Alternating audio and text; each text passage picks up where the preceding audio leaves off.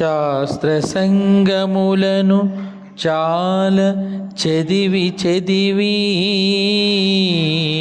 కర్మవశ గతుడగుచును కానలేక మానవుడు ఏల ఊరికే మోసపో కల్పనాతీత యోగాత్మ కేవలాత్మ. శాస్త్ర సంఘములను చాలా చదివి చదివి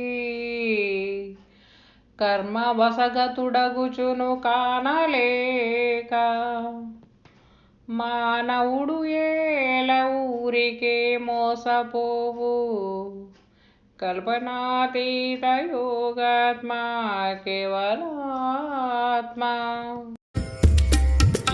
నిజ గురుభ్యో నమః. శ్రీ బాలరామ పండితుల వారి కేవలాత్మ శతకం. ఈరోజు మనం 20వ గీత పద్యం.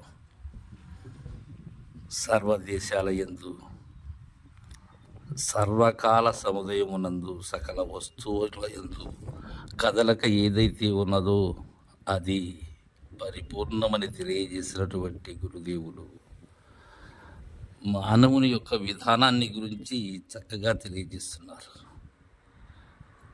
ఎలా అంటే శాస్త్ర సంఘములను చాలా చదివి చదివి ఈ శాస్త్ర మర్యాదలచే. శాస్త్రం అంటే ఏంటి? ఒక నియమన గ్రంథాన్ని శాస్త్రము అంటారు. వీటిని శాస్త్రములు అని మనకు పెద్దలు వర్గీకరించారు. అంటే తర్కము, వ్యాకరణము, ధర్మము, మీమాంస, వైద్యము, జ్యోతిష్యము. వీటిని ఎందుకంటే అంకెముళ్ళ పాశ బంధములు ఈ శాస్త్రములు అనేటివి నన్ను నిలుపుకునేందుకై నాకు నేను కల్పించినటువంటివి.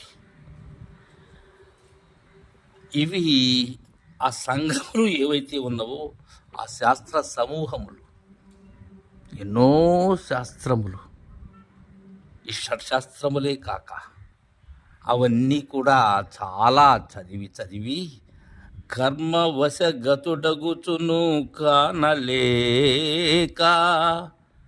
ఏం కానలేకున్నాడు? ఉన్న యథార్థమేదో దాన్ని కానలేకున్నాడు. తనను తాను ఘనమని చాటుకుంటూ ఉన్నాడు, కానీ ఉన్న పరిపూర్ణమును కాంచలేకున్నాడు. జనన మరణ భ్రాంతి అనేటువంటి ప్రవాహంలో కొట్టుకుపోతూ ఉన్నాడు. కర్మవశుడై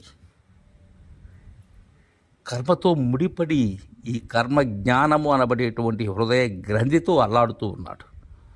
కానలేక మానవుడు ఏల ఊరికే మోసపోతూ ఉన్నాడు. ఇది వీడి లక్షణం. నన్ను స్థిరమని, నేను స్థిరమని, నానాలు స్థిరమని, నాచే కల్పింపబడినటువంటి జగత్తు మాత్రము మిథ్య, నేను శాశ్వతము అనేటువంటి సూత్రాన్ని ఆపాదించుకొని అహమే బ్రహ్మమని, నా ఆత్మే బ్రహ్మమని, ప్రజ్ఞానమే బ్రహ్మమని ఇలా మోసపోతూ ఉన్నాడు. ఊరికే మోసపోతూ ఉన్నాడు. తన్ను తాను ఎరగలేక, తను దేనిలో లేనటువంటి శాశ్వతమైనటువంటిది ఏదైతే ఉన్నదో దానిని కాంచలేక, నిజ గురుదరి చేరలేక మానవుడు మోసపోతున్నాడు అని తెలియజేశారు. కల్పనాతీత యోగాత్మ కేవలాత్మ. జై గురుదేవా.